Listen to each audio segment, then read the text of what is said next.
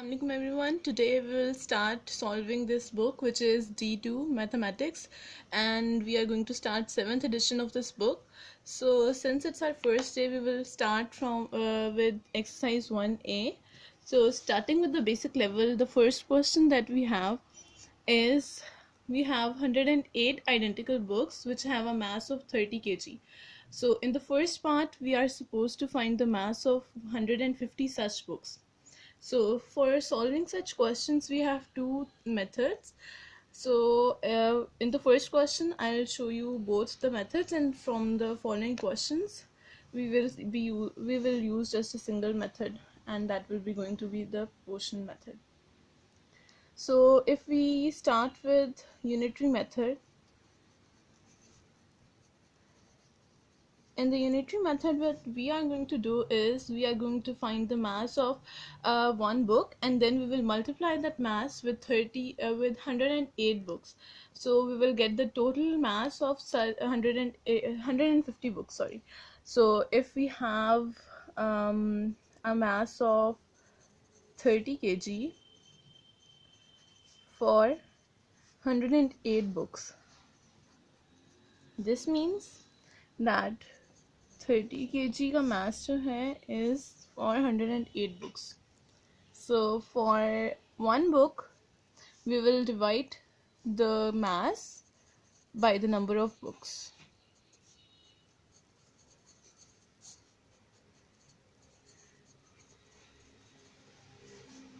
So we will get the mass for one book, which will be 0.278 kgs or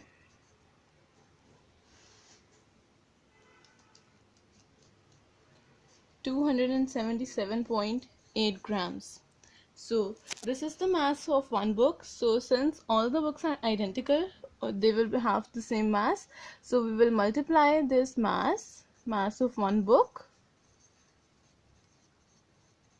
with the number of books that we are going to find the mass of.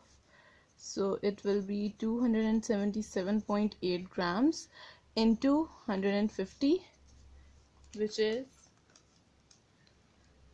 41,666.7 grams or 41.67 kgs. So this is the mass for 150 identical books. If we use the proportion method, then we will use two columns. One is going to be for mass and the other one will have the number of books. So for this, we will write the mass and the number of books that we are given in the question, and that is 30 kg of mass for 108 books. So now we are supposed to find the mass for 150 books. So since it's unknown to us, we will use a variable x for this. Now we will cross multiply the numbers. So we will get 30 into 150 is equals to 108x. We will multiply these and we will multiply these, and we will put both the products equal to each other. So it's 4500 equals to 108x. So x, which is the mass for 150 books, is going to be 4500 divided by 108,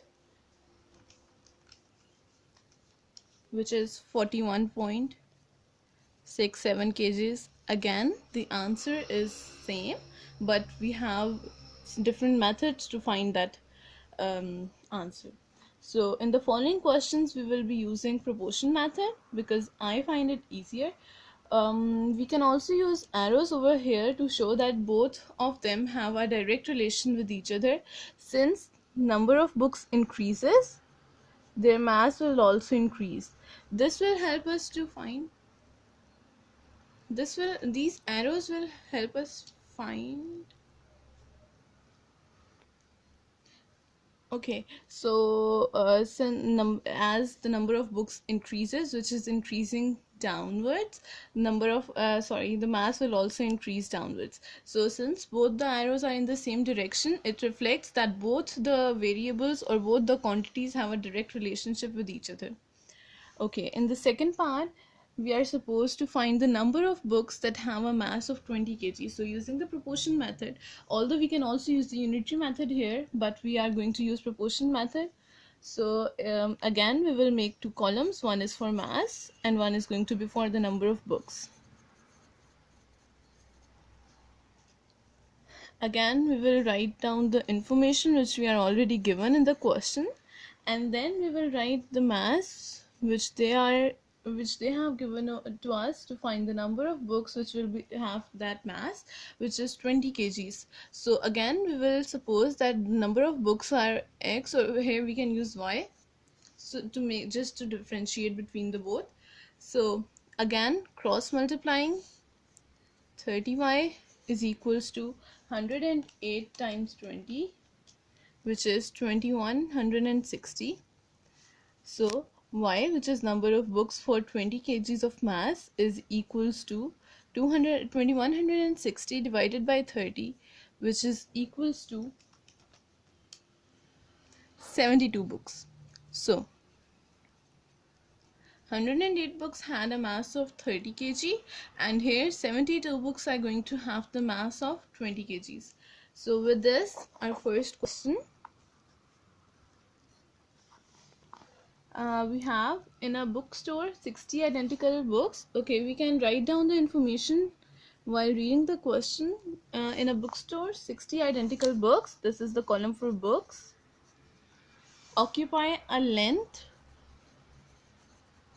of 1.5 meters on a shelf. Okay, find the length occupied by such books on by 50 such books on a shelf. Okay, we have 50 here and we have a variable x. Again, we can use arrows to show the relationship. As the number of books increases, the length required on the shelf, the length covered on the shelf by these books is also going to increase. So although here we are given that the number of books is decreasing, like we were given 60 books, but now we are supposed to find the length for 50 books. So since the number of books is decreasing, we can also show the arrows by pointing them downwards. So as number of books decreases, the length occupied also decreases. Now cross multiplying, 50 times 1.5 is equals to 60 times x, which is 60x. So 50 into 1.5 is 75, is equals to 60x. So x, which is the length occupied by 50 books, is going to be 75 divided by 60, which is 1.25 meters. So it can be seen that as the number of books decreases, the length occupied also decreases. Number of books were 60, but now they are 50. Similarly, the length which was once 1.5 is now going to be 1.25 meters. So moving on to the second part.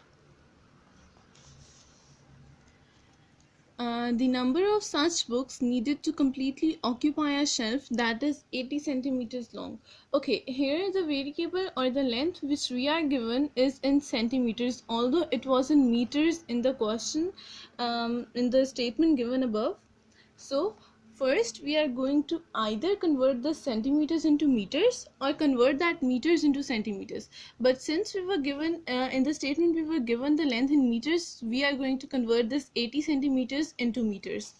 Okay, once a meter is equals to 100 centimeters. So 1 centimeter is going to be equals to 1 over 100 meters. Now we have 80 centimeters. So multiplying this with 80, we are going to have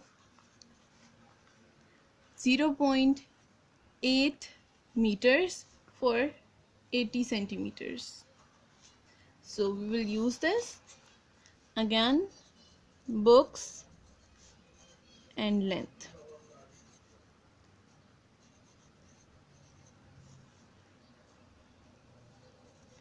Y. Okay, again, length decreases, number of books decreases. 1.5y is equals to 60 times 0.8, which is 48. So y, which is the length occupied by y, which is the number of books which occupy a length of 0.8 meters, is equals to